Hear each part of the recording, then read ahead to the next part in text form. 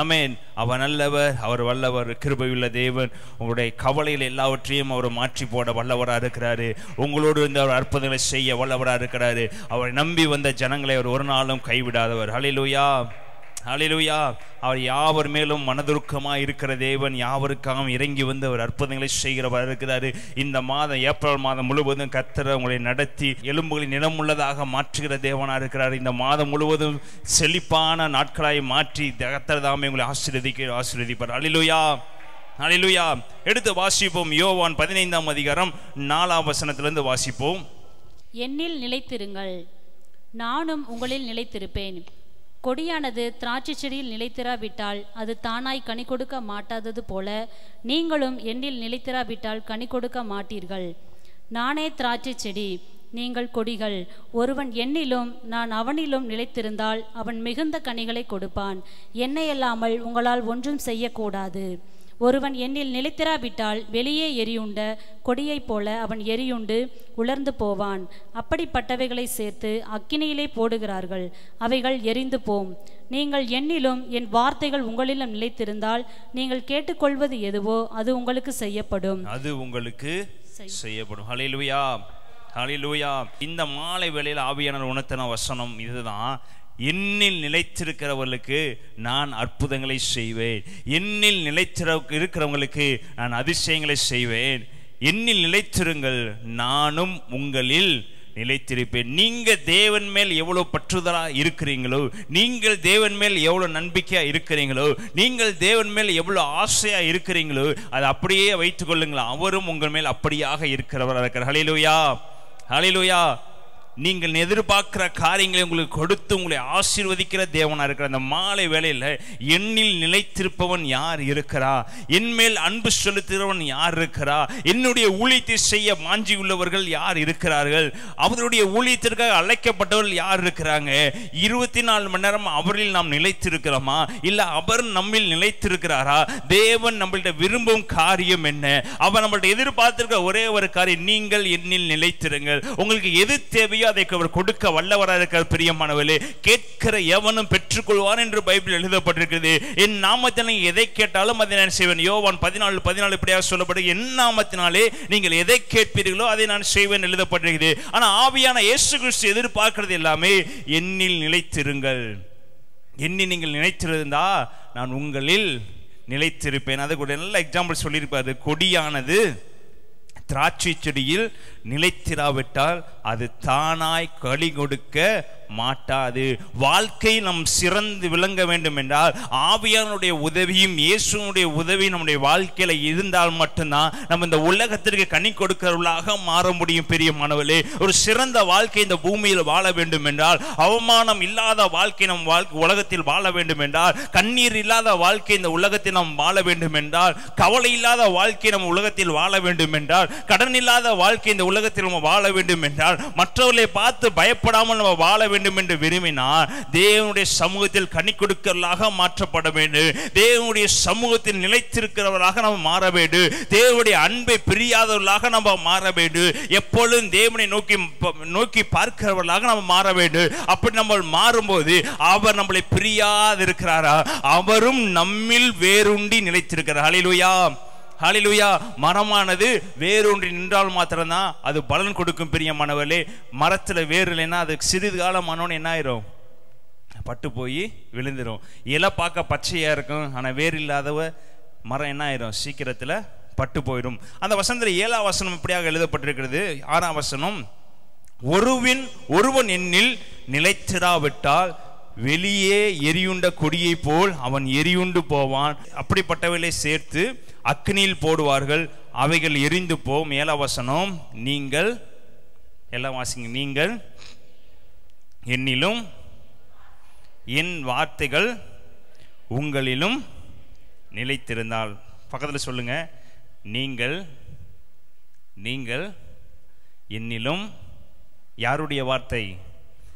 கர்த்தருடைய வார்த்தை. எதில் நிலைத்திருந்தா? கர்த்தருடைய வார்த்தை உங்களிலும் நிலைத்திருந்தால் நீங்கள் கேட்டுக்கொள்வது எதுவோ அது உங்களுக்கு செய்யப்படும். தேவன் விரும்புகிற காரியம், நீங்கள் என்னில் நிலைத்திருக்கிறீங்களா? ஆவியிலே நிலைத்திருக்கிறீங்களா? உங்களுக்கு தேவைகள் வரும்போது ஆவியானவரை நோக்கி பார்க்கலாமே, தேவைகள் வரும்போது இயேசுவை நோக்கி பார்க்கலாமே, பிரச்சனைகள் வரும்போது இயேசுவை நோக்கி பார்க்கலாமே. இந்த பிரச்சனையிலிருந்து என்னை விடுதலை செய்தால் பரவாயில்லை ஆண்டவரே, இந்த போராட்டத்திலிருந்து என்னை விடுதலை செய்தால் பரவாயில்லை இயேசுப்பா, இந்த கடனிலிருந்து எனக்கு விடுதலை செய்தால் பரவாயில்லை, இந்த போராட்டத்திலிருந்து எனக்கு விடுதலை செய்தால் பரவாயில்லை என்று நாம் ஒவ்வொருவரும் தேவனுடைய சமூகத்தில் இரவும் பகலும் உட்கார்ந்து இருக்கிறோமே, இரவு சகலும் தேவனை தேடிக் கொண்டிருக்கிறோமே. தேவன் எதிர்பார்க்கிற காரியங்கள் நம்முடைய வாழ்க்கையில இருக்கிறதா? தேவன் விரும்புகிற காரியங்கள் நம்முடைய வாழ்க்கையில் இருக்கிறதா? அவர் உங்களுடைய பணத்தை எதிர்பார்க்கவில்லை, உங்கள்ட்ட ஒரு பொருளை எதிர்பார்க்கவில்லை, அவர் உங்களுடைய எந்த காரியங்களை எதிர்பார்க்கவில்லை. அவர் எதிர்பார்க்கிற ஒரே ஒரு காரியம், நீங்கள் என்னுடைய வசனத்தில் நிலைத்திருக்கிறீங்களா? நீங்கள் என்னை மேல் வைத்திருக்க அன்பில் நிலைத்திருக்கிறீங்களா? நான் உங்களுக்காக அடிக்கப்பட்டிருக்கிறேன், இயேசு கிறிஸ்து உங்களுக்காக நொறுக்கப்பட்டிருக்கிறாரு, இயேசு கிறிஸ்து உங்களுக்காக ரத்தம் சிந்திருக்கிறாரு. இந்த உலகத்தில் அவர் ரத்தம் சிந்ததுக்கு ஒரே ஒரு காரியம், இந்த உலகத்தில் நீங்கள் தேவனுடைய சுவிசேஷத்தை சொல்லும்படியாக, இருளில் இருக்கிற ஜனங்களை வெளிச்சத்தை கொண்டு வரும்படியாக, இயேசுவோடு இருக்கிற உறவு, உங்களோட உறவு 24 மணி நேரம் நிலைத்திருக்கும்படியாக ஆவியானவர் இந்த உலகத்தில், இயேசு கிறிஸ்து இந்த உலகத்துக்குள்ள இறங்கி வந்தாரு. அவர் கேட்கிற ஒரே ஒரு கேள்வி, நீங்கள் என்னுடைய வசனத்தில் நிலைத்திருக்கிறீர்களா? பிரியமானவர்களே, நீங்கள் தேவனுடைய வார்த்தையில் நிலைத்திருக்கிறீங்களா? நீங்கள் தேவனுடைய சமூகத்தில் நிலைத்திருக்கிறீங்களா? ஒருவேளை நீங்கள் நிலைத்திருப்பீர்களானா தேவன் உங்களுக்கு பெரிய காரியங்களை செய்ய வல்லவராக இருக்கிறாரு, ஒரு பெரிய பொக்கிஷத்தை கொடுக்க உங்களுக்கு வல்லவராக இருக்கிறார். ஹல்லேலூயா, ஹல்லேலூயா, ஹல்லேலூயா. பைபிள் அநேக காரியங்கள், நீங்கள் என்னில் நிலைத்திருக்கலாம். பிதாவாகிய தேவன் மத்தியில இயேசு கிறிஸ்து எப்பொழுது பிதாவோடு நிலைத்திருந்தார். ஹல்லேலூயா, ஹல்லேலூயா. எல்லா சூழ்நிலையிலும் ஒன்றா தான் இருந்தாங்க. நானும் என் பிதாவும் ஒன்றா இருக்கிறோம். எந்த வேலை செய்தாலும் நானும் பிதாவும் ஒன்றா இருக்கிறோம். யார் எங்களை துரத்தினாலும் நானும் பிதாவும் ஒன்றா இருக்கிறோம். பிசாசுகளை நெருக்க வந்தாலும் நானும் பிதாவும். எந்த இடத்துல பிரிஞ்சாங்கன்னா சிலுவையில் மாத்திரம்தான் பிதாவும் இயேசுவும் பிரிந்தாங்க. பிரியமானவர், வேறு எந்த இடத்துலையும் மரணமே அல்லாமல் வேற எந்த இடத்துலையும் பிதாவும் இயேசு என்ன பண்ணவில்லை, பிரியவே இல்லை. இப்போ பக்கத்தில் சொல்ல, நீங்களும் இயேசுவும் நிலைத்திரு ஒன்றா இருக்கிறீங்களா? அவர் தகப்பனை பார்த்து சொன்ன, நானும் பிதாவும் என்கிட்ட கேட்கிற எதுவோ அது யார்கிட்ட கேட்ட மாதிரி பிதாட்ட கேட்கிற. என்னை விசுவாசிக்கிறவன் யாரை விசுவாசிக்கிறான்? என்னை அனுப்பினவரை விசுவாசிக்கிறான். என்னை ஏற்றுக்கொண்டவன் என்னை அனுப்பினவரையும் ஏற்றுக்கொள்கிறான். இப்போ நீங்க சொல்ல முடியுமா, நான் இயேசுவின் சாயலா இருக்கிறேன், நான் அவரில் நிலைத்திருக்கிறேன், நான் சொல்ற காரியத்தை அப்பா செய்து முடிப்பார் என்று அந்த நம்பிக்கை நம்மளுடைய வாழ்க்கையில் இருக்கிறதா? நம் தேவனுடைய நிலைத்திருந்தா நம்ம சொல்லுவோம், நான் சொல்லுவதை எங்க ஏசப்பா செய்து முடிப்பாரு, நான் சொல்ற காரியத்தை அவர் நிறைவேற்றி முடிப்பாரு, நான் யாருக்காக ஜெபம் பண்றோம் அவங்களுக்கு இந்த காரியத்தை அவர் செய்து முடிப்பாரு. நானும் இயேசு ஒன்றா இருக்கிறோம். நானும் இயேசு ஒன்றா இருக்கிறபடினால நான் என் பிள்ளையாகிய நான் கேட்கிற யாவையும் இயேசு செய்து முடிப்பாரு, அவர் எனக்காக யாவையும் செய்து முடிப்பார் என்று நான் நம்புகிறேன் என்று நம்ம சொல்லுவோம். இப்ப நாமளும் இயேசுவும் நிலைத்திருக்கிறோமா? நாமளும் இயேசு ஒன்றா இருக்கிறோமா? வேதாகமம் சொல்லப்படுகிற எடுத்து வாசிப்போம். சங்கீதம் 125:1. சங்கீதக்காரன் சொல்லுகிறார், சங்கீதம் 125:1.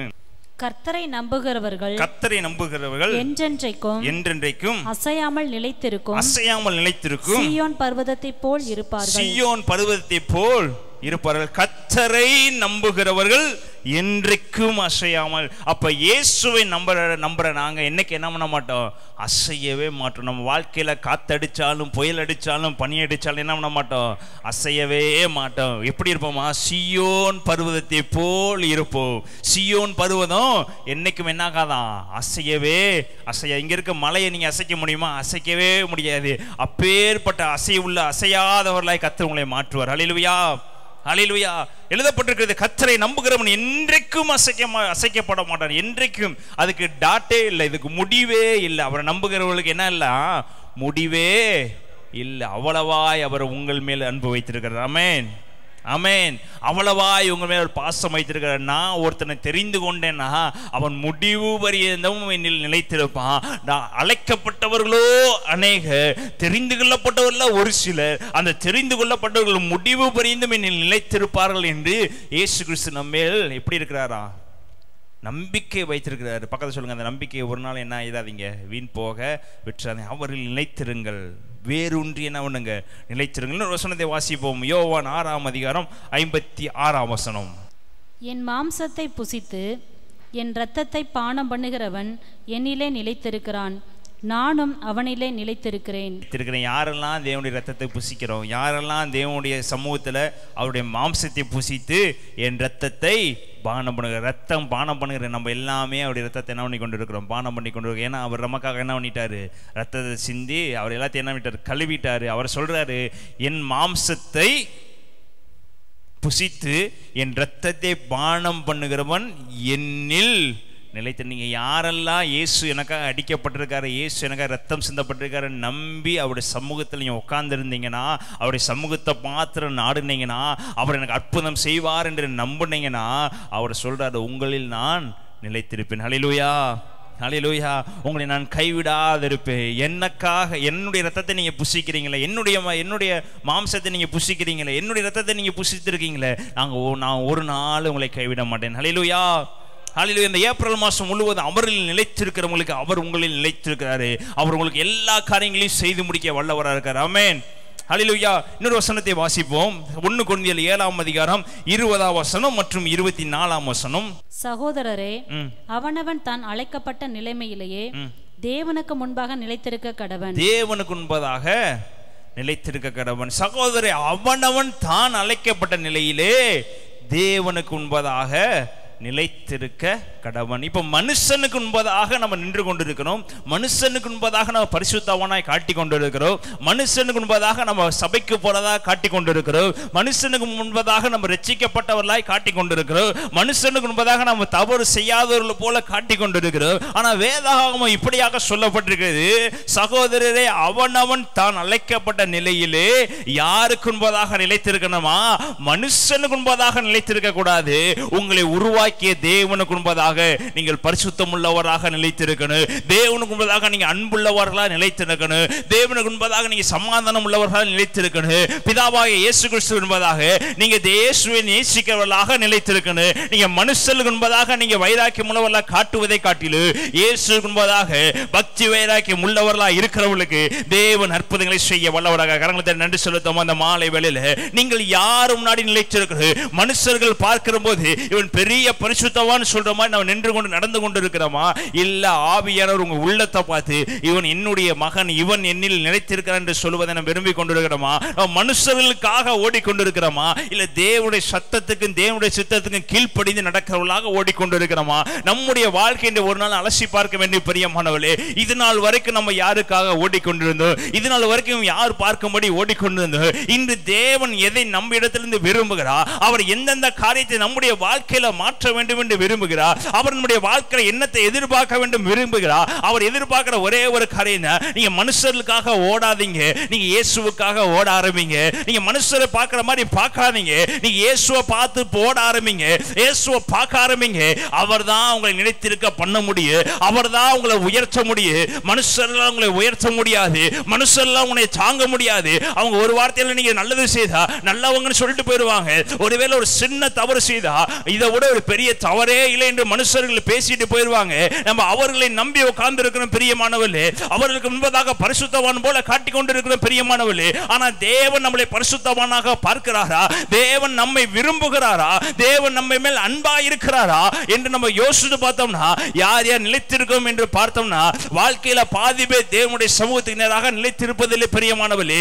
செடியில நிலைத்திருப்பதில்லை, செடியானது கொடியில என்ன பண்ணிருக்கு, நிலைத்திருக்கணும். ஆனா என்ன பண்ணுவதில்லை, வேறு பற்றி போவதில்லை. இயேசு விரும்புகிற காரியம்லாம், பிதாவாகிய தேவன் விரும்புகிற காரியம்லாம், என்னில் நீ அன்பா இருக்கிற பேதுருவை பார்த்து சொல்ற, நீ என்னை நேசிக்கிறாயா?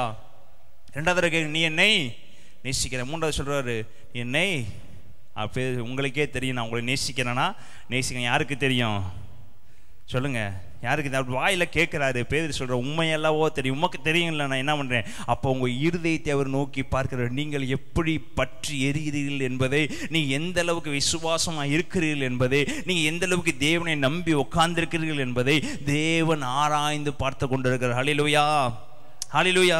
நம்முடைய வாழ்க்கை எப்படி இருக்கிறது எடுத்து வாசிப்போம். மார்க் 4ஆம் அதிகாரம் 14ஆம் வசனம் 17ஆம் வசனம் வரையும் வாசிப்போம். விதைக்கிறவன் வசனத்தை விதைக்கிறான். வசனத்தை கேட்டவுடனே சாத்தான் வந்து அவர்கள் இருதயங்களில் விதைக்கப்பட்ட வசனத்தை எடுத்து போடுகிறான். இவர்களே வசனம் விதைக்கப்படுகிற வழியருகானவர்கள். விதைக்கிறவன் வசனத்தை விதைக்கிறான், தேவன் செய்த அற்புதங்களை விதைக்கிறான், தேவன் செய்த அதிசயங்களை விதைக்கிறான். உங்களோட மனதில் தேவனுடைய சத்தியத்தை விதைக்கிறான். உங்க உள்ளத்தில் இயேசு செய்த அற்புதத்தை விதைக்கிறாங்க. நம்ம எப்படி இருக்கிறோம்? வசனத்தை வசனத்தை கேட்ட உடனே சாத்தான் அவர்கள் இதயத்தில் விதைக்கப்பட்ட வசனத்தை எடுத்து போடுகிறான். இவர்களே வசனம் விதைக்கப்படுகிற வழி அருகே விதைக்கப்பட்ட விதை எப்படி மக்கள் எல்லாம் நடந்து போய் அதை என்ன பண்ணிடுவாங்க? மிதிச்சு போட்டுருவோம். நம்முடைய வாழ்க்கையில வசனத்தை கேட்கிறோம், ஆனா வசனத்தின்படி வாழலாம் என்று தீர்மானிச்சுட்டு வெளியே போறதுக்குள்ள நம்முடைய உள்ளத்தில் இருக்கிற வசனத்தை சாத்தான் என்ன பண்ணிடுறான்? பிடுங்கி போட்டுறான். நம்ம தேவனுடைய வசனத்தின்படி ஓடணும். இந்த மாதம் தேவ சமூகத்தில் உட்கார வேண்டும், இந்த மாதம் பைபிள் படிக்க வேண்டும், இந்த மாதம் அநேக நேரம் ஜெபிக்க வேண்டும் சொல்லி ஒரு சத்தியத்தை கேட்டுட்டு ஓடுகிறோம். ஆனா போகும்போதே சத்ரு நம்ம வாழ்க்கையில புகுந்து என்ன பண்ணுகிறான்? ஏன்னா நம்முடைய வாழ்க்கையில ஒரு பாதி இடத்தை யாரு கொடுத்து வச்சிருக்கோம்னா பிசாசானவனுக்கு என்ன பண்ணிருக்கோம்? நம்மள அறியாமலே கொடுத்து வச்சிருக்கோம். நம்முடைய வாயினாலேயே கொடுத்து வச்சிருக்கிறோம், புறம் பேசுகிறனாலே கொடுத்து வச்சிருக்கிறோம், இல்ல கெட்ட எண்ணங்கள் நம்ம மனதில் இருக்கிறனாலே கொடுத்து வச்சிருக்கோம், இல்ல கெட்ட சிந்தனை நம்ம மனதில் இருக்கிறனாலே நம்ம என்னுடைய வாழ்க்கையில பாதி இடத்தை யாருக்கு தான் கொடுத்துருக்கோம்? இயேசுவுக்கு எந்த அளவுக்கு கொடுத்துருக்கோமோ இல்லையோ, நான் பிசாசுக்கு அதிகமான இடத்தை நம்ம என்ன பண்ணிருக்கிறோம்? நம்முடைய வாழ்க்கையில கொடுத்துருக்கோம். ஏன்னா அந்த வாரத்தில் 7 நாள் 6 நாள் நம்ம யார் கூட தான் இருக்கிறோம்னா, யார் கூட தான் இருக்கிறோம்? சொல்லுங்க, உள்ள மனசை தொட்டு சொல்லுங்க, யார்கிட்ட தான் இருக்கிறோம்? அப்போ நம்மளை ஆட்கொள்கிறது அதிகமாக இயேசு கிறிஸ்துவா இருப்பாரா, பிசாசனவனா இருப்பான் என்று பார்த்தா யார் தான் அதிகமாக இருப்பா? சொல்லுங்க. உலகத்தில் இருக்கிறவன் நம்ம என்ன வஞ்சிக்கும்படியாக, நம்ம விழப்படும்படியாக, அவன் கெச்சிக்கிற சிங்கம் போல் நம்ம என்ன பண்ணிக்கிறான்?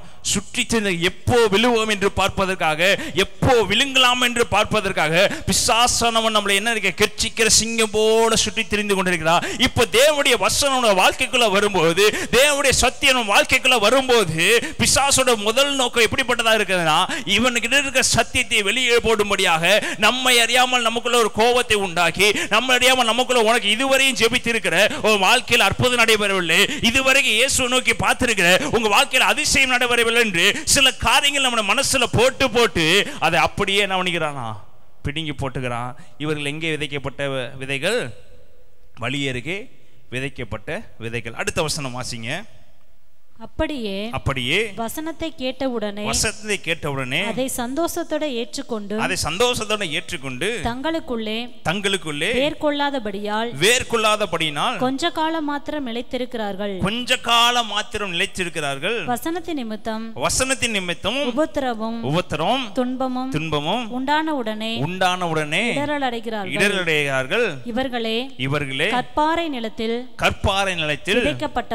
விதைக்கப்பட்டவர்கள். அமேன், அமேன்.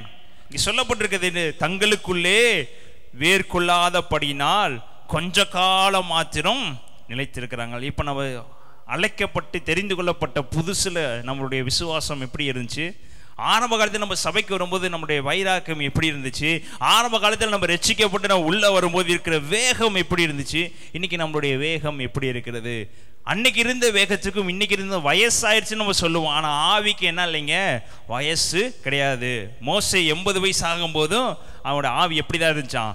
பலம் உள்ளதா இருந்துச்சு. மாம்சம் பலவீனம் பண்ணது, ஆனா ஆவியோ உற்சாகமானது. இப்ப மாம்சத்துல இயேசு கிறிஸ்து உங்க வாழ்க்கையில கிரியை செய்யல, அவர் உங்களை ரட்சித்தது ஆவியை தான் உங்களை ரட்சித்தாரு. மாம்சம் பரலோகத்துல பிரவேசிக்க முடியாது, இதுதான் பிரவேசிக்கும், ஆவிதான் பிரவேசிக்கும். அப்ப ஆதியில தேவோட வச்சிருந்த நிலைத்திருப்புக்கும் இன்னைக்கு நம்மளுடைய வச்சிருக்க நிலைத்திருப்புக்கும் என்ன வித்தியாசம்? நம்ம சொல்லுவோம், நமக்கு என்ன ஆயிடுச்சு? வயசு. ஒரு 10 வருஷத்துக்கு முன்னாடி நீ நோக்கி பார்த்தீங்கன்னா, ஒரு 10 வருஷத்துக்கு முன்னாடி பயங்கர வைராக்கியமா இருந்தேன், பயங்கர விசுவாசம் உள்ளவனா இருந்தேன், பயங்கரமா நான் ஜெபம் பண்ணேன். ஆனா இன்னைக்கு கொஞ்சம் வயசாயிருச்சு, என்னால நடக்க முடியல. கொஞ்சம் வயசாயிருச்சு, என்னால ஜெபம் பண்ண முடியல. கொஞ்சம் வயசாயிருச்சு, என்னால பைபிள் படிக்க முடியல சொல்றேன். ஆனா இது ஒரு காரணமாவே இயேசு என்ன பண்ணி கொண்டு மாட்டார், எடுத்துக்கொள்ள மாட்டார். அவர் சொல்றாரு, நான் உன்னில் நிலைத்திருக்கிறதே உன் ஆவியில மாத்திரம் தான். ஆவிக்கு ஒரு நாள் என்ன இல்லைங்க, வயசே இல்லை. ஒவ்வொரு நாளும் ஆவி உற்சாகம் உள்ளது. மாம்சத்துக்கும் ஆவிக்கு என்ன போராட்டம் இருந்து கொண்டே இருக்கும். ஆவியானது உற்சாகம் உள்ளதாக இருக்கிறது. பரிசுத்த ஆவியானவர் உங்க ஆவியோடு என்ன பண்ணி கொண்டிருக்கிறாரு? வாக்கு கடங்காத பெருமூச்சோடு உங்களுக்காக என்ன பண்ணி கொண்டிருக்கிறாரு? உதவி செய்து கொண்டிருக்கிற தேவன். அல்லேலூயா, ஹல்லேலூயா. இப்ப இந்த வசனம் சொல்லப்பட்டிருக்குது, நீங்களோ வேர்கொள்ளாத படினால். ஆதியிலே வேர்கொண்டீங்க. ஆதியில இயேசுவை ஏற்றுக்கொள்ளும் போது வாழத்துக்குள்ள போய் அதிக நேரம் பைபிள் படிச்சு, அதிக நேரம் வேத வாசித்து, அதிகமா இயேசுவை ஏற்றுக்கொண்டு நீங்க ஆதியில வேர் பற்றி எழும்புனீங்க. ஆனா இன்னைக்கு உங்க சூழ்நிலை ஆதியில வேர் கொண்டபடி இருக்கிறதா, இல்ல வேர் இல்லாமல் போகிறதா? அது ஆரம்பத்தில் எழுத அப்படியே வசனத்தை கேட்ட உடனே அது சந்தோஷத்தோடு ஏற்றுக்கொண்டு அந்த விதை கற்பாறையில விதைச்ச உடனே அது சந்தோஷமா ஏற்றுக்கொள்ளுமா. ஆனா அது என்னதான் வேர் பற்றி உள்ள போகாது. அப்போ வசனம் எல்லாத்துடைய காதுகளிலும் கேட்கப்படும். ஆனால் அதை வேறு பற்றி யார் பிடிக்கிறோமோ அவங்க வாழ்க்கையை அவர் பிரகாசமாய் மாற்றுகிறார். நடுச்சுலதும் அந்த மாலை வேளையில கரங்களை தட்டி உற்சாகமா தட்டி இப்ப சொல்லுங்க, நீங்க நல்ல நிலத்தை விதைக்கப்பட்டவர்களா மாறுறீங்களா, இல்ல கற்பாறை நிலத்தை விதைக்கப்பட்ட விதைகளா மாறுறீங்களா? தேவன் சொல்லுகிறாரு, தேவன் உங்களை நல்ல இடத்துல வச்சிருக்கிறாரு. நீங்கள் வேறு பற்றி எழும்பும்படி, தேவன் உங்களில் நிலைச்சிருக்கும்படி அவர் என்ன பண்ணியிருக்கிறாரு, உங்களை ஏற்படுத்தியிருக்காரு. இப்போ நம்மளுடைய அன்பு இயேசுகிட்ட குறைஞ்சிருக்கா, இல்லை இயேசுடைய அன்பு நம்மளோட குறைஞ்சிருக்கா? அவர் உங்களை ஆதியில் அழைத்தபடி தான் இன்றும் அன்பு செலுத்தி கொண்டிருக்கிறாரு. அவர் அன்பில் எவ்வளவு வேணும் குறையில்லை. அமேன், அமேன். நாம தான் நம்முடைய வாழ்க்கை என்ன பண்ணி கொண்டிருக்கிறோம், தேவைக்கு ஏற்ற மாதிரி மாறிக்கொண்டிருக்கிறோம். எப்படி நமக்கு தேவையோ அதுக்கேற்ற மாதிரி நம்ம இயேசுவை மாற்றிட்டு இருக்கோம். அவர் நம்மளை மாற்ற, நம்ம இயேசுவை இப்போ இந்த நேரத்தில் தேடலாம், இந்த நேரத்தில் தேட வேண்டாம் என்று சொல்லி நம்மளே டிசைட் பண்ணிட்டு என்ன பண்ணிக்கிட்டு இருக்கோம், அவரை தேடிக்கொண்டு இருக்கிறோம். அந்த வசனத்தை வாசிங்க. தங்களுக்குள்ளே வேர்கொள்ளாதபடினா கொஞ்ச காலம் மாற்ற நிலைத்திருக்கிறார்கள், வசனத்தின் நிமித்தம் உபத்திரமும். வாழ்க்கையில் என்ன வருது, உபத்திரமும் துன்பமும் உண்டான உடனே என்ன அடைகிறாங்க, இடரல். எல்லாருடைய வாழ்க்கையில் என்ன இருக்குது, ஏதோ ஒரு பிரச்சனை துன்பம் போராட்டம் வந்த உடனே நம்ம என்ன அடையக்கூடாதான், நிலைச்சிருக்கிறவங்க இடரல் அடையக்கூடாது. எல்லாத்தையும் இயேசு பார்த்துக்குவார், எல்லாம் அவர் சித்தப்படி தான் நடக்கும், அவர் செய்ய வல்லவர் என்று சொல்லி இடரல் அடையக்கூடாது. இடரல் உண்டான உடனே என்ன ஆகுதான், அவர்களே கற்பாறையில் நிலத்தில் விதைக்கப்பட்டவர்கள். இடரல் நம்ம வாழ்க்கையில் துன்பம் போராட்டம் வரும்னு ஏசப்பாவை என்ன பண்ணியிருக்காரு, எழுதியிருக்கிறாரு. அவர் வாழ்க்கையில் இல்லைன்னா கண்டிப்பாக என்ன பண்ணிருக்க முடியும், உங்களுக்கு இன்னும் எந்த துன்பமும் போராட்டமும் வராதுன்னு என்ன பண்ணியிருக்கிறாராம், அதுக்கு சேர்த்து ஒரு எழுதிட்டு போயிருக்கலாம். அப்போ நம்ம வாழ்க்கையில் பிரச்சனைகள் போராட்டம் வரும், ஆனால் அவர் உங்களை விடுவிக்க வல்லவர். கடந்த 2 சொல்லுத்தும் அந்த மாலை வேளையில் அந்த தேவனுடைய சமூகத்தில் யாரெல்லாம் நிலைத்திருக்கிறார்கள், இயேசு கிறிஸ்து உங்களுடைய நம்புகிறது எல்லாமே என்னில் நிலைத்திருக்கிறவங்களுக்கு நான் அற்புதத்தை செய்ய வல்லவராக இருக்கிறேன். இன்னைக்கு நம்மளுடைய மனநிலைமை தாங்க மாற்றிக்கொள்ள வேண்டும். தேவன் மேல் ஒரு பற்றுதல் இருக்கணும். ஆதியில் கொண்டு இந்த அன்பை விட்டுவிட்டு, ஆதியில் இருந்த வைராக்கத்தை விட்டுவிட்டு, ஆதியில் கொண்டு இந்த விசுவாசத்தை விட்டுவிட்டு, ஆதியில் கொண்டு இருக்க நம்பிக்கையை விட்டுவிட்டு, இன்னைக்கு நம்ம உலகத்தில் இருக்கிற நம்ம நடக்க ஆரம்பிக்கும் உலகத்தில் இருக்கிற இன்பங்கள், உலகத்தில் இருக்கிற எல்லா காரியங்களையும் பார்த்து பார்த்து பார்த்து, பணத்தை பார்த்து, சுற்றி இருக்கவங்களை பார்த்து, அவங்கள பார்த்து, இவங்களை பார்த்து நம்முடைய மனநிலைமையை மாற்றி மாற்றி இன்னைக்கு எந்த சூழ்நிலையில் உட்கார்ந்துருக்க வேண்டிய இயேசுவுக்கு உங்களுக்கு இருக்க உறவு என்னன்னே தெரியாமல் உட்காந்துருக்கு. ஞாயிற்றுக்கிழமை சபை வந்த உடனே பைபிளை தூக்கி வச்சுனே உறவு வந்துடாது. பிரியமானவர்களே, ஒருத்தவங்களை கோவப்படவும் நீங்கள் பேசினா கூட அவங்கள்ட்ட போய் ஃபஸ்ட்டு என்ன பண்ணணும், ஃபஸ்ட்டு சமாதானம் அடைஞ்சு அவங்கள்ட்ட சரி பண்ணி பேசுறதுக்கே 1 வாரம் ஆயிடுது. ஒருத்தவங்க நீங்கள் சண்டை போட்டு ஒரே நாளில் பேசிடுவீங்களா? இல்லை, அவங்க மூஞ்சியை காட்டுவீங்க, நீங்கள் அவங்க மூஞ்சியை காட்டு, அப்படியே சமாதானம் ஆகிறதுக்கு என்ன ஆயிடுது, 1 வாரம். ஆனால் இயேசு மட்டும் நீ கேட்ட உடனே சமாதானம் ஆகணும்னு விரும்புறது என்ன காரியம்? பிரியமானவர்களே, மனுஷனாக இருக்க நமக்கே இவ்வளோ வைராக்கியம் இருக்கும்போது உருவாக்கிய அவர் பிதாவாக்கிய தேவனுக்கு எவ்வளவு இருக்கும் சொல்லுங்க. ஒரு மனுஷனோட மனசு சண்டைக்கு எத்தனை நாள் ஆக்குறோம்? 1 நாள், 2 நாள், 3 நாள் ஆக்குறோம். ஆனால் இயேசு மாத்திரம் கூப்பிடும் போதெல்லாம் என்ன பண்ணணுமா, உடனே இறங்கி வந்து மகனேன்னு சொல்லணும்னு ஆசைப்படுறோம். இறங்கி வந்து உடனே அற்புதம் செய்யணும்னு ஆசைப்படுறோம். இறங்கி வந்து உடனே அதிசயம் செய்ய வேண்டும் என்று ஆசைப்படுறோம். நீங்கள் தேவன் மேல் நிலைத்திருக்கிறீங்களா? அது தேவன் விரும்புகிறாரு. உறவு எப்படி இருக்கிறது? 24 மணி நேரம் எப்பவாவது உறவு எப்படி இருக்கிறது? அவர் உறவை எதிர்பார்க்கிற தேவன். என்னில் நிலைத்திருக்கணும், என்னில் அன்பு செலுத்தணும், நான் உங்களை உயர்த்த வல்லவராக இருக்கிறேன், உங்களை நான் மகிமைப்படுத்த வல்லவராக இருக்கிறேன். நீங்கள் அவர் மேல் நம்பிக்கையா இருந்தீங்கன்னா அவர் உங்களுக்கு அற்புதம் செய்கிறவராக இருக்கிறது. பைபிள்ல வேதாகமத்தில் அநேகரை பத்தி நம்ம பார்க்க போறோம். ஒரு சில பேரை பார்க்க போறது, கர்த்தரில் நிலைத்திருந்தவங்களை தேவன் எவ்வளவா ஆசீர்வதித்தாரு. கர்த்தர் நிலைத்திருப்பார்கள் என்று நம்பி சிலரை கர்த்தர் உருவாக்கினார். அவங்க எப்படி நிலைத்திராமல் போனார்கள் என்று பார்க்க போகிறோம். இப்ப கர்த்தருக்குள் நிலைத்திருந்தவர்களை பார்க்கலாம். எடுத்து வாசிப்போம். எஸ்தர் 3ஆம் அதிகாரம் 2ஆம் வசனம் இப்படியாக சொல்லப்படுகிறது. ஆகையால் ராஜாவின் அரண்மனை வாசலில் இருக்கிற ராஜாவின் ஊழியக்காரர் எல்லாரும் ஆமானை வணங்கி நமஸ்கரித்து வந்தார்கள். அவனுக்கு இப்படி செய்ய வேண்டும் என்று ராஜா கட்டளையிட்டிருந்தான். ஆனாலும் மொர்தெகாய் அவனை வணங்கவும் இல்லை, நமஸ்கரிக்கவும் இல்லை. அப்பொழுது ராஜாவின் அரண்மனை வாசலில் இருக்கிற ராஜாவின் ஊழியக்காரர் மொர்தெகாயை பார்த்து, நீ ராஜாவின் கட்டளையை மீறுகிறது என்ன என்று கேட்டார்கள். 6ஆம் வசனம் வாசிங்க. ஆனாலும் மொர்தெகாயின் மேல் மாத்திரம் கைப்பொடுவது அவனுக்கு அற்ப காரியமாக கண்டது. மொர்தெகாயின் ஜனங்கள் இன்னார் என்று ஆமானுக்கு அறிவிக்கப்பட்டிருந்தபடியால் ஆகாஸ்வருவின் ராஜ்யமெங்கும் இருக்கிற மொர்தெகாயின் ஜனமாகிய யூதரை எல்லாம் சங்கரிக்க அவன் வகை தேடினான். சம்பவம் உங்களுக்கு எல்லாத்துக்கும் தெரியும். மொர்தெகாயினுடைய சம்பவம். மொர்தெகாய்க்கு ஒரு கட்டளை பிறப்பிக்கப்படுகிறது. யாரை வணங்க வேண்டும்? ஆமானை வணங்க வேண்டும். இப்போ ஆமானை வணங்க வேண்டும் என்று சொன்ன உடனே மொர்தெகாய் சொல்லுகிறாரு, என்ன பண்ண மாட்டேன்? வணங்க மாட்டேன். மனுஷனை என்ன பண்ண மாட்டோம்? நாங்கள் வணங்க மாட்டோம். உண்மையாக இருக்கிற தேவனை மாத்திரம்தான் வணங்குவோம், மனுஷனை நான் வணங்க மாட்டோம் என்று சொல்லி 2ஆம் வசனம், ஆகையால் ராஜாவின் அரண்மனை வாசல் இருக்கிற ராஜாவின் ஊழியக்காரர் எல்லாரும் ஆமானை வணங்கி நமஸ்கரித்து வந்தார்கள்.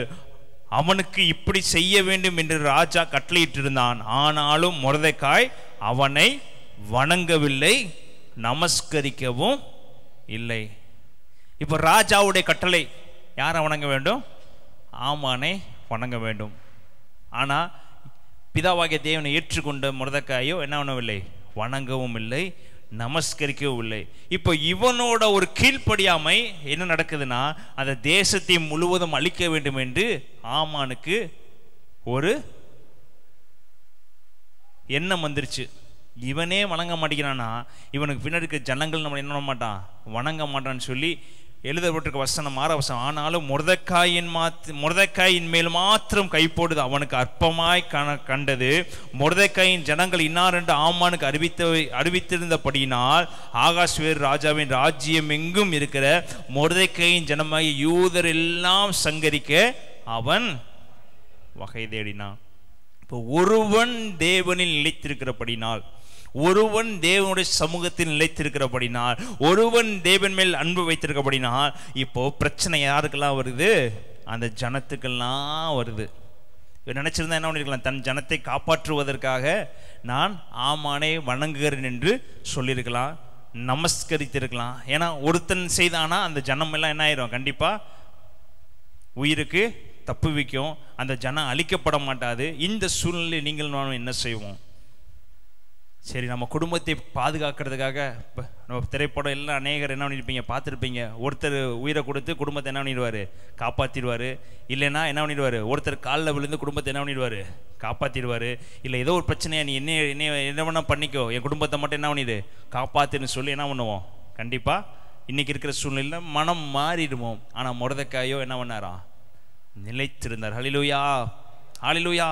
நானும் நீ நமஸ்கரிக்க மாட்டேன், என் ஜனங்களை கொல்லுவேன்னு சொல்லி நீ பயமுறுத்தினாலும் என்னுடைய அன்பையும் என் தேவனுடைய அன்பை விட்டு என்னை பிரிக்க மாட்டாது என்கிறதில் அவன் மன உறுதியாக இருந்தான். ஹல்லேலூயா, ஹல்லேலூயா, ஹல்லேலூயா. ஆமன் சட்டம் போடுகிறான், நீ வணங்கலைன்னா உன் ஜனங்களை எல்லாத்தையும் என்ன பண்ணிடுவேன்? கொன்றுவேன். அவன் இவனை மாத்திரம் அழிக்கணும், மொர்தெகாயை மாத்திரம் அழிப்பதில் ஆமானுக்கு சித்தம் இல்லை. அவன் ஜனத்தை எல்லாத்தையும் வேரோடு அழிக்க வேண்டும் என்று ஆகாஸ்வேரு ராஜாட்ட போய் என்ன பண்ணுகிறாரு? கேட்கிறாரு. அதற்கு கீழ் வசனங்கள்லாம் வாசித்து பார்த்தீங்கன்னா ஆகாஸ்வேரு அதுக்கு என்ன பண்ணுவாராம்? சட்டத்தை பிறப்பிச்சிருவார். தன்கிட்ட இருக்கிற மோதிரத்தை கொடுத்து ஆமானுக்கு அந்த அதிகாரத்தை கொடுத்துருவாரு. நீ என்ன விரும்புகிறியோ, உன்னை யாரெல்லாம் வணங்கலையோ, உன்னை யாரெல்லாம் மதிக்கலையோ, உன்னை யாரெல்லாம் உன்னை நம்பாமல் இருக்கிறாங்களோ அவங்கள என்ன உன்னை கொல்லும்படியாக சட்டத்தை போற்றுவாரு. 15ஆம் வசனம் வாசிங்க. அந்த அஞ்சற்காரர் ராஜாவின் உத்தரவினால் தீவிரமாய் புறப்பட்டு போனார்கள். அந்த கட்டளை சூசான் அரண்மனையில் பிறந்தது. ராஜாவும் ஆமானும் குடிக்கும்படி உட்கார்ந்தார்கள்.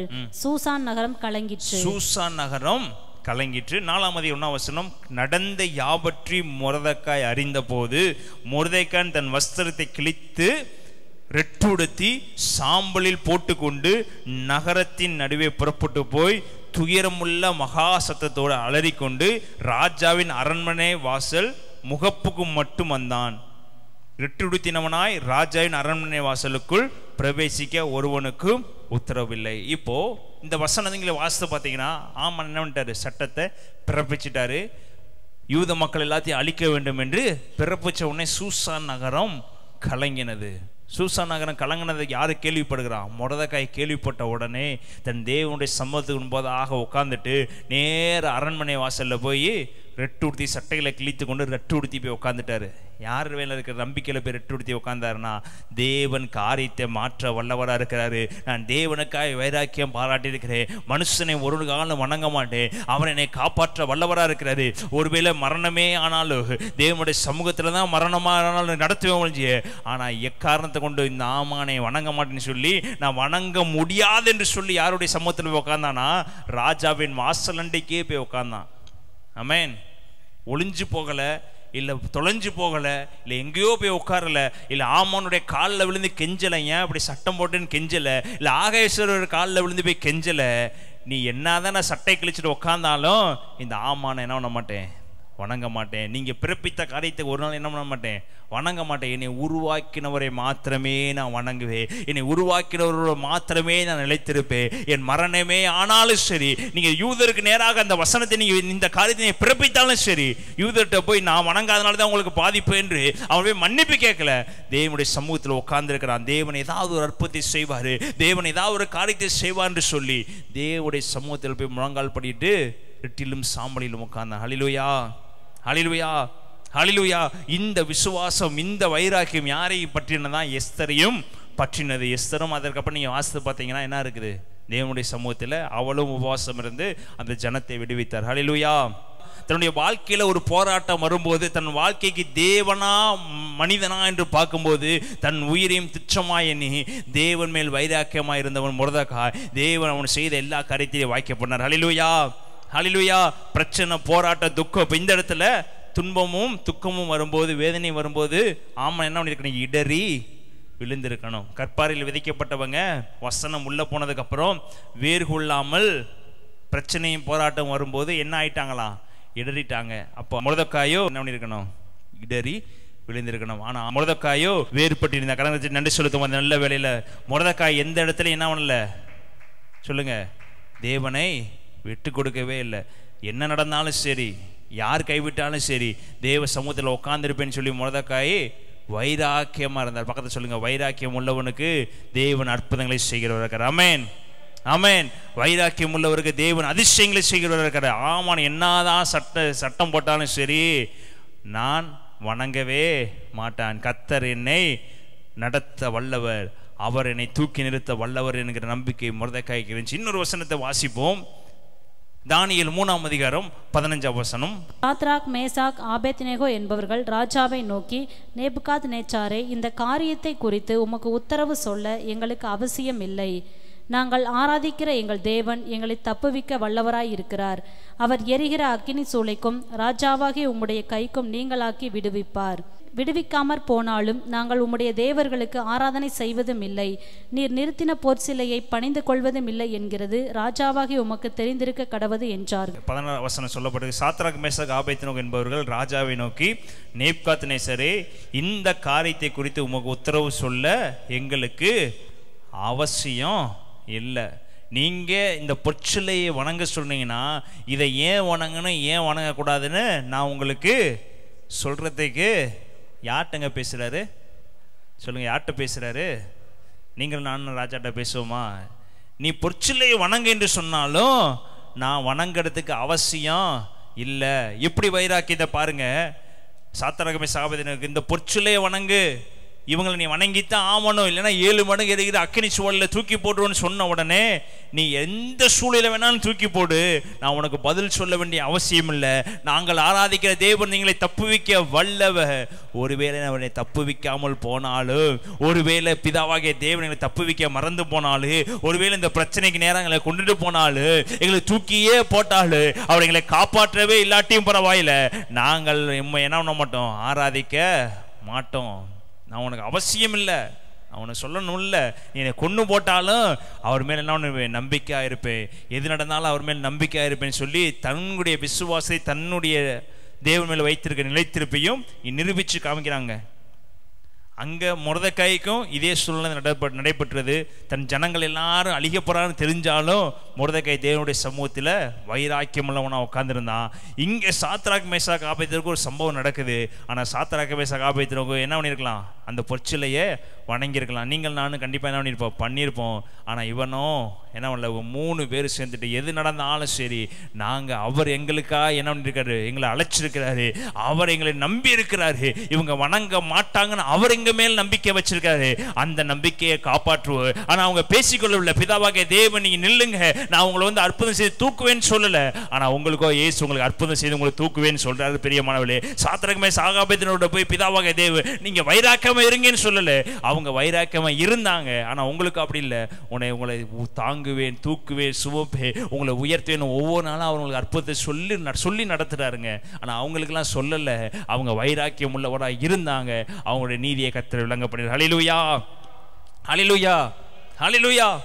இவங்களுக்கு கூட சொன்னார், யோசுவா கூட சொன்னார், நீங்க போய் எரிக்கோக்கு முன்பதாக எக்காலத்தை ஊதுங்க, நீங்க எரிக்கோவை என்ன பண்ணி கொள்வீங்க, சுதந்திரித்து கொள்வீங்கன்னு சொல்லி யார்கிட்ட சொல்லியிருந்தாரு, யோசுவாட்ட. ஆனா சாத்ராக் மேஷாக் ஆபேத்நேகோ சொன்னாரா? அப்ப யாருங்க அதிகமா நிலைத்திருந்தது சொல்லுங்க? மொர்தெகாய்கிட்ட சொன்னாரா? சொல்லல. யார் அதிகமா நிலைத்திருந்தது? வார்த்தையை கேட்டு யோசுவா நடந்து போய் அற்புதத்தை பெற்றுக்கொண்டான். ஆனா இவங்க பக்தி வைராக்கியம் மூலமா இருந்து தேவனுடைய சமூகத்தை பலமுள்ளதாக விளங்க பண்ணினார். ஹல்லேலூயா, ஹல்லேலூயா. ஆராதிக்கிற தேவன் தப்புவிக்க வல்லவர். ஒருவேளை தப்புவிக்காமல் போனாலும் நீங்க நிற்பாட்டினது பொற்சிலையை வணங்க மாட்டோம் என்று சொல்லி வைராக்கியம் உள்ளவராக இருந்தார். ஹல்லேலூயா, ஹல்லேலூயா. தேவன் அந்த காரியத்தை வாய்க்க பண்ணாரு. இப்போ 3 பேர் தேவனில் நிலைத்திருக்கிறாங்க. அப்ப தேவன் என்ன பண்ணிருக்கணும்? கண்டிப்பா கூட இவங்க மேல என்ன இருக்கணும்? நிலைத்திருக்கணுமா? அந்த நிலைத்திருப்பு எங்கெங்க காமிச்சாரு?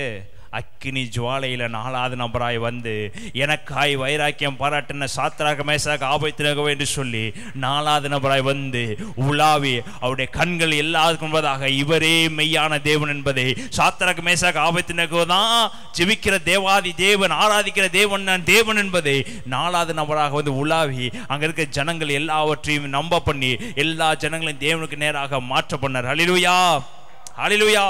இதெல்லாம் இங்க நடக்குது. நீங்கள் தேவனில் நிலைத்திருக்கும் போது அநேக ஜனங்கள் உங்களை பார்த்து மாறுவார்கள். ஹல்லேலூயா, ஹல்லேலூயா. அநேக ஜனங்கள் உங்களை நம்பி மாறுவாங்க.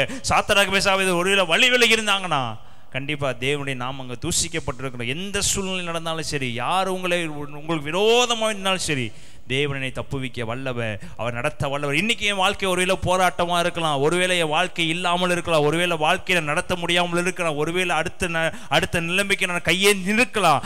ஆனால் ஒரு நாள் ஒரு கர்த்தனை உயர்த்துவார் நம்பிக்கை நமக்கு இருந்துச்சுன்னா, தேவன் நாளைக்கே உங்களை உயர்த்தி உங்களை உயரத்தில் உட்கார வைக்க வல்லவராக இருக்கிற. எந்த சூழ்நிலையை நம்பிக்கை விட்டுறாதீங்க, எந்த சூழ்நிலையை அவரை கைவிட்டுறாதீங்க. அவரை நம்பி இருந்தீங்கன்னா அவங்க வாழ்க்கையில் அற்புதங்களை செய்கிறவராக இருக்கிறாரு. இன்னொரு தானியேலுக்கு இந்த சம்பவம் நடந்துச்சு. தானியேலுக்கும் யாரை ஆராதிக்கணும் சொல்லுங்க? யாரை வணங்கணும்? ராஜாவை வணங்கணும் என்று சூழ்நிலை வரும்போது தானியேல் என்ன பண்ணாரு? தன்னுடைய பலகணிகள்லாம் திறந்து கொண்டு உட்காந்து முன் ஜெபித்தது போலவே தினமும் 3 நேரம் கர்த்தரை நோக்கி ஜெபம் பண்ணி கொண்டே இருந்தாரு. நீங்க என்ன சட்டம் போட்டாலும் சரி, நான் அவரோடு இருக்க நிலைத்திருப்பேன். உங்களை தடை பண்ணவே முடியாது. நான் ஜெபிக்கிறது உங்களால தடை பண்ண முடியாது. நான் வேத வாசிக்கிறேன் உங்களை தடை பண்ண முடியாது. நீங்க எந்த சட்டம் போட்டாலும் நான் ஆராதிக்கிறவனை ஆராதிச்சுக்கிட்டு தான் இருப்பேன். இதுக்கு முன்பதாக எப்படி நான் பலகணிகளை திறந்து ஆராதிச்சணும், இதுக்கு முன்னாடி எப்படி நான் கதவுகளாம் திறந்து தேவனை நோக்கி பார்த்தணும். இப்ப நீங்க சட்டை போட்ட உடனே நான் மறைஞ்சிருந்து உள்ள உட்காந்து ஆராதிக்கிற தானியேல் இல்ல. நீங்க என்னதான் போட்டாலும் நான் பழைய மாதிரி இயேசுவோட பேசுறத பேசிட்டு பிதாட்ட பேசுறத பேசிக்கிட்டு தான் இருப்பேன். அது யாரு வந்தாலும் தடை பண்ண முடியாது. எனக்கும் அவருக்கு ஒரு நிலைத்திருப்பு இருக்குது, அதை எவனாலையும் மாற்ற முடியாதுன்னு சொல்லி தானியேல் உட்கார்ந்து என்ன பண்ணாரா? முன் போலவே. எப்படி போலவா? ஏற்கனவே முன் போல ஜெபித்ததுக்கு தான் பிரச்சனை. அந்த பிரச்சனைக்கு மத்தியில் என்னதான் முன் போலவே தானியேல் கதவை திறந்து 3 நேரமும் தேவனை துதிக்கிறவராக ஜெபிக்கிறவராக மாற்றப்பட்டாரு. தேவன் அவரில் நிலைத்திருந்தார். ஹல்லேலூயா. சிங்கக்கவில தூக்கி போட்ட போதும் பிதாவாகிய தேவன் உள்ள வந்து எல்லா சிங்கத்தினுடைய வாய்களை கட்டி போட்டு தானியேலை கர்த்தர் உயர்த்தினாரு. அடுத்த நாள் காலையில உள்ள வேகமா தரி ராஜா வந்து தேடி பார்க்கிறாரு. உங்களை தப்புவிக்க தேவன் வல்லவராக இருந்தாரா? ஆம், தேவனை தப்புவிக்க வல்லவராக இருந்தாரு. அவர் மேல் நம்பிக்கையாக இருந்தேன், அவர் என்னை காப்பாற்றினார் என்று சொல்லி தன்னுடைய தேவனுடைய நாமத்தை அந்த என்ன பண்ணினார பிரஸ்தாபப்படுத்தி தேவனை தப்புவித்தார் என்று சொல்லி அந்த இடத்துல இருக்க எல்லா ஜனங்களையும் நம்ப பண்ணினாரு. அப்ப அவரை யாரெல்லாம் விழுங்க நினைச்சாங்களோ, யாரெல்லாம் தள்ளிவிட நினைச்சாங்களோ, யாரெல்லாம் அவன் மேல குற்றம் சாட்டினாங்களோ, இந்த 3 சம்பவத்தினை யாரெல்லாம் குற்றம் சாட்டி யாரெல்லாம் விழுங்க நினைச்சாங்களோ, அதோட முடிவு அவங்களையே தூக்கி உள்ள போட்டு கர்த்தர் என்ன பண்ணாரு? கொன்று போட்டாரு. கர்த்தர் நிலைத்திருக்கவனை கர்த்தர் உயர்த்தி வைத்து அழகு பார்த்தாங்க. நன்றி செலுத்துவோமா? இன்னைக்கு உங்களுக்கு விரோதமா இருக்கிறவங்க எல்லாம் விழுந்து போவாங்க. ஆனா நீங்க இயேசுவின் மேல் நம்பிக்கையா இருந்தீங்கன்னா உங்க உயர்த்தி நிறுத்த வல்லவராக. ஹல்லேலூயா, ஹல்லேலூயா. பைபிள் ஒரு 3 பேர் வந்து என்ன பண்ணாங்க? தேவன் அழைச்சாரு, தேவனை நிலைத்திருந்தாங்க, தேவனுடைய சமூகத்தில் இருந்தாங்க. ஆனால் ஏதோ ஒரு சூழ்நிலை அவங்க என்ன பண்ணாங்க? அந்த நிலைத்திருப்பு வேர் பற்றி பிடிக்காமல் விழுந்து போனார்கள். அதில் ஒருவர் யாரு? சவுல். சவுல் என்ன பண்ணாரு? தேவன் ராஜாவாக உட்கார பண்ண ஜனங்கள் கேட்டபடினால் சவுலை கர்த்தர் ஆசீர்வதித்து இஸ்ரவேல் தேசத்துக்கு ராஜாவாக உட்கார பண்ணாரு. ஆனால் மேன்மை ஒன்று வரும்போது, ராஜா என்கிற கணம் ஒன்று வரும்போது, தாவீது உள்ள வரும்போது தனக்குத்தானே இருக்கிற தேவன் மேல் வைத்திருக்க வைராக்கியத்தையும் தேவன் மேல் வைத்திருக்க பக்தியையும் விட்டு மனுஷர் பக்கம் சாய ஆரம்பிச்சார், பணத்தின் பக்கம் சாய ஆரம்பிச்சார், மேன்மையின் பக்கம் சாய ஆரம்பிச்சார். முதல் தரமான தேவனுக்கு விரும்பாத காரியங்களை எல்லாம் சவுல் செய்ய ஆரம்பிச்சாரு. தேவனுடைய சத்தத்தை 24 மணி நேரம் கேட்க வேண்டும். ஆனால் சவுல் என்ன பண்ணாமல் விட்டுட்டாருன்னா, மேன்மை வந்ததுக்கு அப்புறம் தேவனை விட்டு விட்டார். கஷ்டப்பட்டு அந்த பைபிள் நீங்கள் வாசித்து பார்த்தீங்கன்னா, பென்னியமின் கோத்திரத்திலேயே அவன் என்ன பண்ணப்பட்டதுன்னா, தாழ்த்தப்பட்ட கோத்திரம், ஒதுக்கப்பட்ட கோத்திரம், யாரும் மதிக்காத கோத்திரத்திலிருந்து சவுலை கர்த்தர் கொண்டுட்டு வந்தாரு. அந்த சவுலுக்கு தான் இஸ்ரவேல் ராஜாங்கிற பதவி கிடைச்சிச்சு. ஆனால் இப்படி தாழ்மையிலிருந்து வந்தவனுக்கு தேவனை நோக்கி பார்க்கிற எண்ணம் இல்லாமல் போச்சு. தேவன் நம்மளை உயர்த்தினாரே என்கிற எண்ணம் யாருக்கு இல்லாமல் போயிடுச்சு? சவுலுக்கு இல்லாமல். ஆரம்பத்தில் வேறுபட்டு இருந்தான். தேவன் அற்பமா எண்ணப்பட்டதை தேவனை ராஜாவா மாத்திட்டாரு. நான் ஒன்றுமே இல்லாதவன் என்னை ராஜாவை உட்கார பண்ணிட்டாரு. இந்த இஸ்ரவேலில் இருக்கிற எல்லா ஜனங்களையும் என்கிட்ட கொடுத்துட்டாரு, என் மேல சீட்டு போட வச்சுட்டாரு, நான் மறைந்திருந்த என்னை வெளிச்சத்தை கொண்டு வந்துட்டாரு என்று சொல்லி கொஞ்சம் வேறுபட்டுன உடனே அந்த வேறு ஆழத்துக்குள்ள போகாம எதை நோக்கி போக ஆரம்பிச்சு? மேன்மையை நோக்கி போக ஆரம்பிச்சிருச்சு. ராஜா மேன்மை இருந்துச்சு, ஆனா தேவனுக்கும் அவனுக்கும் இருக்கிற உறவு இல்லாமல் போச்சு. இன்னொரு ஊழியக்காரனை பார்த்தா உடனே பொறாமை யாருக்கு வந்துச்சு? சவுலுக்கு வந்துச்சு.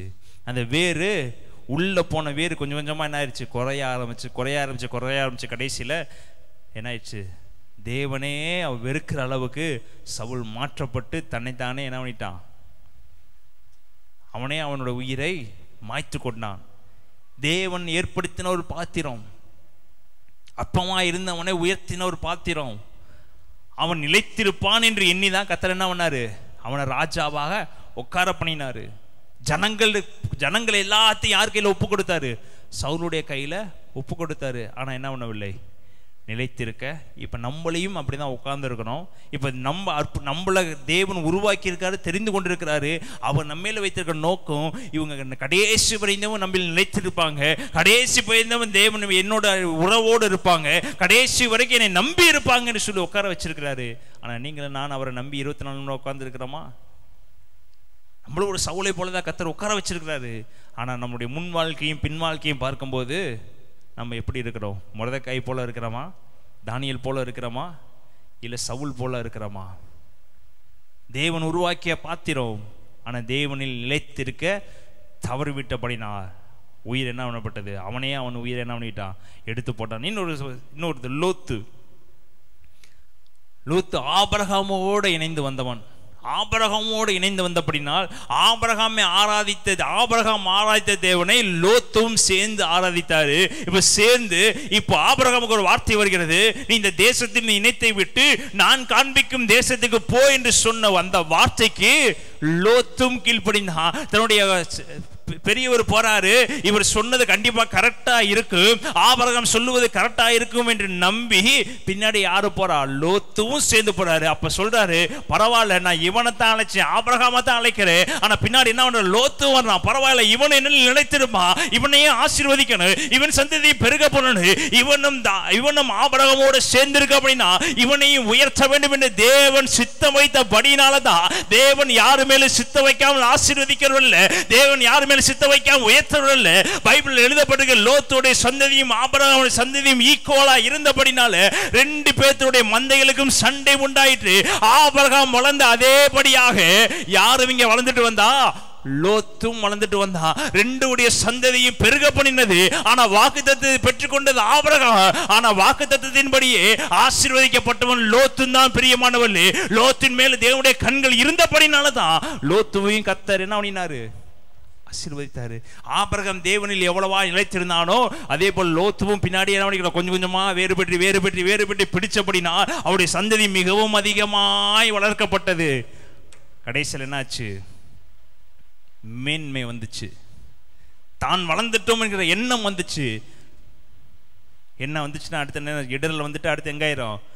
தூக்கி ஆபிரகாம்கிட்ட போய் பேசுகிறாரு. ஆபிரகாமும் இவங்க பேசிக்கிறாங்க. உன்னுடைய சந்ததியும் பெருசாயிருச்சு, என்னுடைய சந்ததியும் பெருசாயிருச்சு, நீ எங்கிட்ட வேணாலும் போ, நீ உனக்கு எங்கே தோணுதோ அங்கே போ, நீ போனதுக்கப்புறம் உனக்கு ஆப்போசிட் இடத்துக்கு நான் போகிறேன்னு சொல்லி லோத்து ஏறிட்டு பார்க்குறாரு. செழிப்பான தேசத்தை கண்களால் ஏறிட்டு பார்த்து ஆல்ரெடி செழிப்பில் இருக்கிறாரு, தேவன் ஆசீர்வதித்து நிலைத்திருக்கிறாரு. ஆனால் இதுலேயும் செழிப்பை பார்க்கிறேன் கண்கள் ஏறிட்டு பார்த்து ஒரு இடத்துக்கு இப்போ நிலைத்திருப்பை துண்டித்து விட்டு தனியாக போகிறாரு. தேவன் மேல் வைத்திருக்க நிலைத்திருப்பை துண்டித்து விட்டு தனியே போகிறாரு. இப்போ அந்த அதிகாரங்களை வாசித்து பார்த்தீங்கன்னா சோதம் குமாரில் 10 நீதிமான்கள் கூட அங்கே என்ன இல்லையா? சொல்லுங்கள், எத்தனை நீதிமான்கள் கூட இல்லை? அப்போ ஆபிரகாம் சந்ததிக்கும் லோத்துவின் சந்ததிக்கும் சண்டை உண்டாகிற அளவுக்கு வளர்ச்சியாக இருந்தவன், அவ்வளோ ஜனங்களை பின்னாடி கூட்டிகிட்டு போனவன், அவ்வளோ ஆடு மாடுகளை பின்னாடி கூட்டிகிட்டு போனவன், நிலைத்திருப்பு துண்டிக்கப்பட்டதுக்கு அப்புறம், பிதாவுக்கும் லோத்துக்கும் இருக்கிற உறவு துண்டிக்கப்பட்டதுக்கு அப்புறம், ஆபிரகாமுக்கும் லோத்துக்கும் இருக்கிற உறவு துண்டிக்கப்பட்டதுக்கு அப்புறம் எத்தனை நீதிமான்கள் கூட இல்லையா? அப்போ நிலைத்திருப்பு எவ்வளோ முக்கியம் பாருங்க பிரியமானவர்களே. தேவனுக்கு உங்களுக்கு நிலைத்திருப்பு எவ்வளோ முக்கியமானது பாருங்க. தேவன் உங்களை கொண்டு ஒரு அற்புதத்தை செய்யும்படியாக தான் உங்களை உருவாக்கி இருக்கிறாரு. அது உருவாக்கினபடினால தான் உங்களை ஆசீர்வதிக்கிறது இருக்கிறாரு. ஏன் ஆபிரகாமோட வேற எந்த ஊழியக்காரங்களும் வரலையா? ஆபிரகாமோட மனைவி வந்திருக்கிறாங்கல்ல, மற்றவங்க ஏன் அவங்கள பற்றி தேவன் பெருசாக பேசலை? ஏன் லோத்துவை உயர்த்தினாரு? அப்போ லோத்து மேலே தேவனுக்கு ஒரு கண்ணு இருந்துச்சு. அதனால தான் என்ன பண்ணாரு, இவனை கொண்டு ஆபிரகாமுக்கு சப்போர்ட்டாக வர்றான்ல, ஆபிரகாம் கூடவே இருந்து ஏதோ ஒரு காரியத்தை செய்வேன்னு சொல்லி வைராக்கியம் வர்றான்ல, இவனை கொண்டு ஏதாவது ஒன்று செய்ய வேண்டும் என்று தேவன் சித்தம் வச்சிருந்தாரு. ஆனால் சித்தத்தை யாருங்க உடைச்சா? லோத்துவே. இப்போ தேவன் உங்க மேலே ஒரு சித்தம் வச்சிருக்காரு. யார் அந்த சித்தத்தை உடைக்கிறானா? நீங்களும் நானும் கீழ்ப்படியாமல் இருக்கிறபடினால தான் தேவனுடைய சித்தம் உடைக்கப்படுது பிரியமானவர்களே. அவர் ஒரு நாள் நம்முடைய சித்தத்தை உடைக்கிறவல்ல, நாமளே தேவனுடைய சித்தத்தை உடைத்து தனியே பிரிந்து போய் விடுகிறோம் பிரியமானவர்களே. இது நம்முடைய வாழ்க்கையில் இருக்கக்கூடாது. இன்னொருவர் யூதாஸ். 12 சீஷர்கள். எத்தனை சீஷர்கள்? 12 விலையேறப்பட்ட சீஷர்கள். சாதாரணமான சீஷர்கள். எப்படிப்பட்ட சீஷர்கள்? அவ்வளோ ஜனங்கள் இருக்கிறாங்க அந்த நாட்களில். அவர் தெரிந்து கொள்ளப்பட்டது எத்தனை பேருங்க? 12 பேர். அப்போ விசேஷிதமானவன் இல்லையா யூதாஸ்? கண்டிப்பா விசேஷிதமானவன் இல்லாட்டி கர்த்தர் என்ன பண்ணியிருக்க மாட்டார் அவனை? இயேசு கிறிஸ்து யூதாஸ்னு ஒரு சீசனை உருவாக்கி இருக்கவே மாட்டார். அப்போ யூதாஸ் மேலே தேவன் ஒரு நம்பிக்கை வச்சிருக்கிறாரு.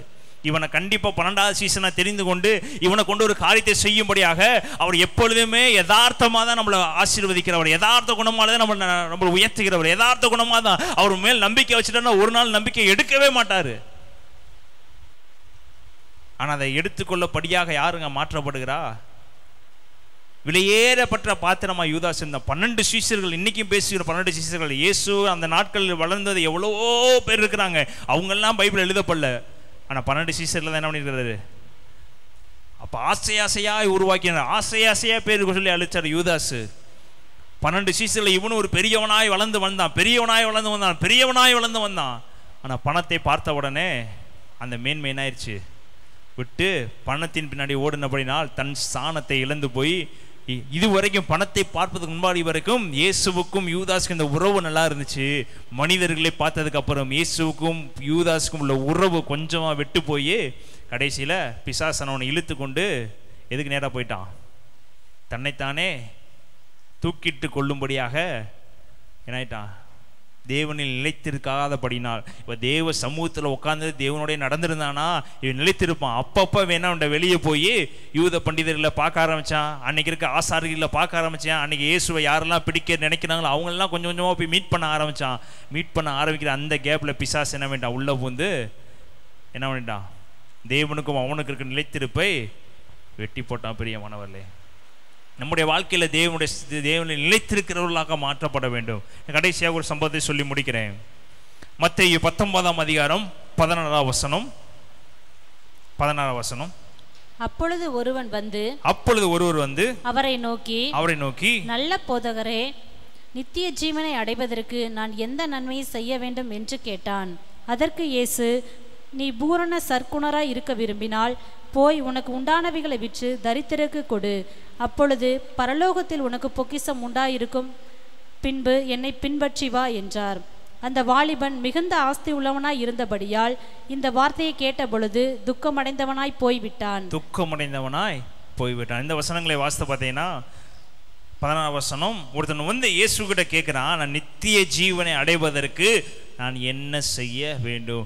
உம்மில் நான் நிலைத்திருப்பதற்கு நான் என்ன செய்ய வேண்டும்? உம்முடைய சமூகத்தில் வந்து உட்காருவதற்கு நான் என்ன செய்ய வேண்டும்? பரலோகத்தின் ராஜ்யத்தில் நான் பங்கெடுப்பதற்கு நான் என்ன செய்ய வேண்டும் என்று கேட்கிறான். அதற்கு கர்த்தர் சொல்கிறாரு, உன்கிட்ட இருக்கிற மேன்மை, உன்கிட்ட இருக்கிற பணம், உன்கிட்ட இருக்கிற பொருளாதாரம், உனக்கு இருக்கிறதெல்லாம் எல்லாத்தையும் மற்றவங்களுக்கு கொடுக்க சொல்ல. யார் கொடுக்க சொல்றாரா? ஏழைகளுக்கு கொடுப்பா. இருக்கிறவங்களுக்கு நீ கொடுக்காத, உன் அன்பை யார்கிட்ட காமி? ஏழைகளுக்கிட்ட கொடு என்று சொன்ன உடனே இவன் துக்கமகத்தோடு எங்கிட்டானா? போய்விட்டான். ஆனால் அவனுடைய எண்ணம் எப்படி இருந்துச்சு? தேவனுடைய சமூகத்தில் பங்கு பெற வேண்டும், தேவனுடைய சமூகத்தில் நிலைத்திருக்க வேண்டும், நித்திய ஜீவனை அடைய வேண்டுங்கிற எண்ணம் யாருக்கு இருந்துச்சு? அந்த மனிதனுக்கு இருந்துச்சு. ஆனால் அவன்கிட்ட இருக்கிற சுவாபமோ, அவன்கிட்ட இருக்கிற எண்ணமோ, அவனுக்கிட்ட இருக்கிற மேன்மையோ, அவனுக்கு இருக்கிற பணமோ நிலைத்திருக்க விடாதபடிக்கு துக்க முகத்தோடு என்ன ஆயிட்டானா? அவனுக்கு தேவனுக்குள்ள போகணும்னு ஒரு ஆசை இருக்குது, நிலைத்திருக்க வேண்டும் என்ற ஆசை இருக்குது. ஆனால் இந்த உலகத்தை விடக்கூடாதுங்கிற எண்ணமும் அவனுக்குள்ள என்ன ஆகுது? இருக்குது. இந்த பணத்தை விடக்கூடாதுங்கிற எண்ணமும் அவனுக்குள்ள இருக்கிறது. இந்த பிரச்சனை விடக்கூடாதுங்கிற எண்ணமும் இருக்கிறது. ஏழைகளுக்கு கொடுக்கக்கூடாதுங்கிற எண்ணமும் யாருக்கு இருக்குது? அவனுக்கு. தேவன் ரெண்டு எண்ணம் உள்ளவர்கள் என்ன பண்ண மாட்டார்? நிலைத்திருக்க விரும்ப மாட்டார். அவர் சொல்றாரு, நீ இதெல்லாம் விட்டுட்டு வாப்பா, நீ என்கிட்ட என்ன இருப்ப? நிலைச்சிருப்ப, நான் உன்னை ஆசீர்வதிப்பேன், உன்னை மேன்மைப்படுத்துவேன், உன்னை நித்திய ஜீவனை கொடுப்பேன். உன்கிட்ட இருக்கிறது எல்லாம் நான் வேணுமா, இல்லை இந்த பணம் வேணுமா, நான் வேணுமா, இந்த இருக்கிற ஆஸ்தி வேணுமா, நான் வேணுமா என்று கேட்கும்போது அவன் என்ன பண்ணிட்டான்? எனக்கு நித்திய ஜீவனை காட்டிலும் பணம் தான் முக்கியம், நித்திய ஜீவனை காட்டிலும் எனக்கு ஆசி தான் முக்கியம், நித்திய ஜீவனை காட்டிலும் மேன்மை தான் முக்கியம் என்று சொல்லி அவன் துக்க முகமாக யாரை விட்டு போயிட்டான்? தேவன் மேல் வைத்திருக்க நிலைத்திருப்பை துண்டித்து விட்டு, அவன் இருக்கிற ஆசைகள் எல்லாத்தையும் துண்டித்து விட்டு, பிதாவின் மேல் இருக்கிற வைராக்கியத்தை துண்டித்து விட்டு, பிதா மேல் இருக்கிற விசுவாசத்தை துண்டித்து விட்டு தனியே எதை நோக்கி போனான்? ஆஸ்தியை நோக்கி போனான் துக்க முகத்தோடு. அதான் அதுக்கு கீழ் வசனம் வாசித்தீங்கன்னா, பணம் உள்ளவர்கள், ராஜாக்கள், பணத்துக்கு ஆசைப்படுறவங்களாம் எங்கே வர முடியாது? பரலோகத்துக்கு. அந்த வசனத்தை வாசிங்க. அப்பொழுது இயேசு தம்முடைய சீசல் நோக்கி, ஐஸ்வர்யவான் பரலோக ராஜ்யத்தில் பிரவேசிப்பது அரிதென்று மெய்யாகவே உங்களுக்கு சொல்லுகிறேன். இன்னைக்கு எல்லாத்தையும் தேவன் ஆசீர்வதிச்சிருக்கிறாரு, தேவைகளை சந்திச்சிருக்கிறாரு, எல்லா காரியங்களையும் கர்த்தர் நம்ம உயர்த்திருக்கிறாரு. இப்போ இயேசுவா அதுவான்னு பார்க்கும்போது நம்ம எதற்கு அதிக முக்கியத்துவம் கொடுக்குறோம்? பணத்துக்கு அதிக முக்கியத்துவம் கொடுக்குறோமா, இல்லை உலக ஆசைகளுக்கு அதிக முக்கியத்துவம் கொடுக்குறோமா, இல்லை உலக இன்பங்களுக்கு அதிக முக்கியத்துவம் கொடுக்குறோமா, இல்லை எல்லாத்தையும் ஒதுக்கி வச்சுட்டு இயேசுக்கு அதிக முக்கியத்துவம் கொடுக்குறோமா? இப்போ நம்மளுடைய நிலைப்பு எப்படி இருக்கிறது? இயேசு கூட, என்னில் நிலைத்திருக்கிறவன் எதை கேட்கிறானோ அதை நான் செய்வேன். என்னில் ஒருவன் நிலைத்திருந்தால் நான் அவனில் என்ன இருப்பேன்? நிலைத்திருப்பேன். இப்போ நம்ம நிலைத்திருப்பு எப்படி இருக்கிறது? ஆஸ்தியுள்ளவனை போல ஓடுகிறோமா? யூதாஸ் காரியத்தை போல ஸ்டார்டிங்கில் வேறுபற்றி பிடிச்சு கடைசியில் காரணமே இல்லாமல் பிசாசு நம்மளை தொட்டபடினால வேறுபற்றாமல் ஓடிக்கொண்டிருக்கிறோமா? இல்லை சவுலை போல பெரியவனா அழைக்கப்பட்டு மேன்மை வந்ததுக்கு அப்புறம் ஒருவேளை தேவனுக்கு நமக்கு இருக்கிற நிலைத்திருப்பு ஒருவேளை துண்டிக்கப்பட்டிருக்கதா? இல்லை யூதாஸ் போல துண்டிக்கப்பட்டிருக்கதா? இல்லை லோத்து போல துண்டிக்கப்பட்டிருக்கதா? ஒருவேளை துண்டிக்கப்பட்டிருந்தீங்கன்னா அவரை நோக்கி இன்னைக்கு பாருங்க, உங்களை அவர் நிலைத்திருக்க பண்ணுகிறார்கள். ஹல்லேலூயா, ஹல்லேலூயா. ஒருவேளை இவர்களைப் போல இல்லாமல் இன்னைக்கு கேளுங்க, நீங்கள் எத்தனை தடவை விழுந்து போனாலும் அவர்களை தூக்கி எடுக்கிறவராக இருக்காது. நீங்கள் எத்தனை தடவை அப்பான்னு கூப்பிட்டாலும் உங்களை அவர் ஆசீர்வதிக்கிறவராக இருக்காது. எத்தனை தடவை பேதுரு தேவனை மறுதளிச்சாலும், இயேசுவை மறுதளிச்சாலும் அடுத்த நிமிஷம் கூப்பிடும் போது அவர் இறங்கி வந்து பேதுருக்கு அற்புதம் செய்தவர். எத்தனை தடவை தாவீது விழுந்து போனாலும் பிதாவாகிய தேவனை நோக்கி பார்க்கும்போது தாவீதை ஆசீர்வதித்தவர். இன்னைக்கு நம்மளை ஆராய்ச்சி பண்ணி பார்ப்போம், நம்முடைய வாழ்க்கையிலும் இயேசுனுடைய வாழ்க்கைக்கும் நிலைத்திருப்பு எப்படி இருக்கிறது? நீ இதற்குன்பதாக இயேசுவை நம்ம எப்படி பார்த்தோம், இன்று நம்ம இயேசுவை எப்படி பார்த்து கொண்டு இருக்கிறோம். ஆனால் தாவீதும் பேதுருக்கும் ஒரே ஒரு வித்தியாசம் என்ன இருக்குன்னா, ரெண்டு பேரும் நிலைத்திருப்பை துண்டிக்கவில்லை. ஹல்லேலூயா, ஹல்லேலூயா. தேவன் மேல் வைத்திருக்க நிலைத்திருப்பை ரெண்டு பேரும் என்ன பண்ணல? துண்டிக்கவில்லை. ஆனால் விழுந்து போனாங்க, தேவன் தூக்கினாரு. ஒருவேளை இன்னைக்கு உங்கள் வாழ்க்கையில் தேவனுக்கு உங்களுக்கு நிலைத்திருப்பு சற்று துண்டித்திருந்தா யோசித்து பாருங்க, பக்கத்தில் நினைத்து பாருங்க, இன்று அவர் மறுபடியும் ஒட்டி சேர்க்க வல்லவராக. ஹல்லேலூயா, ஹல்லேலூயா. நோக்கி பார்த்தவங்க பிரகாசம் அடைந்தது. எத்தனை தடவை தான் விழுந்தாலும் அவர்களை தூக்கி நிறுத்த வல்லவராக இருக்கிறாரு. உங்களை ஆசீர்வதிக்க வல்லவராக இருக்காரு. அவரை நம்பின யாவரும் அவரை கைவிடாதவராக இருக்கிறாரு. கர்த்தரில் நிலைத்திருக்கிறது, நிலைத்திருங்க, அவர் உங்களை நிலைத்திருப்பாரு. நீங்க அப்படி இருந்தீங்கன்னா நீங்க எதை கேட்கிறீங்களோ அவர் உங்களுக்கு செய்கிறவராக இருக்கிறாரு. நீங்க எதை விசுவாசிக்கிறீங்களோ அவர் உங்களுக்கு கொடுக்கிறவராக இருக்கிறாரு. நீங்க எதை நம்புறீங்களோ அவர் உங்களுக்கு செய்து முடிக்க வல்லவராக இருக்கிறாரு. நல்ல வேளை எல்லா கண்களை மூடி எழுப்பி நின்று கொண்டு அவரை நோக்கி பார்ப்போம். நேசிக்கிற அன்பின் பரலோக எஜமானே, நல்ல வேளைக்கு நன்றி செலுத்துகிற ராஜா. இயேசு கிறிஸ்துவின் நாமத்தில் இந்த மாலை வேளையை நோக்கி பார்க்கிற ராஜா, தேவன் நிலைத்திருக்கிற பிள்ளைகளாய் மாற்றுவீராக ராஜா. அற்புதங்களை அதிசயங்களை செய்வீராக ராஜா. இயேசுவுக்கு ராஜா, உமக்கு ராஜா, பிள்ளைகளுக்கு உறவே ராஜா, இயேசுவின் நிலைத்திருப்பே ராஜா. இன்று பிள்ளைகளுக்கு ராஜா அதிகப்படியாக கொடுப்பீராக என்று ஜெபிக்கிற ராஜா. இயேசு கிறிஸ்துவின் நாமத்திலுமே நாங்கள் மகிமைப்படுத்துகிற ராஜா. இதை பார்க்கிற கேட்கிற யாவரையும் ஆசீர்வதியும் உடைய கிருபையினால் நடத்துங்க ராஜா, மகிமையினால் நடத்துங்க ராஜா. எல்லா துதிகளை மகிமையாக செலுத்துகிறோம். ஆசீர்வதியும் மகிமைப்படுத்து. நீர் மாத்திரங்க ஒரு இயேசுவின் நாமத்தில் ஜெயிக்கிற நல்ல பிதாவே, ஆமென்.